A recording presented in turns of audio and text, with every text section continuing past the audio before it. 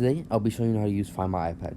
Firstly, Find My iPad is an app that allows you to locate other devices that are connected to your iOS or cloud. Firstly, you have to make sure it's turned on or if you would like to change it. So you would go to your settings, you'll click on your name, you would go to Find My, and then make sure it's on. And then here it is. And then if you turn on Send Fast Location, it basically sends you a notification of where an item last was before it ran out of charge.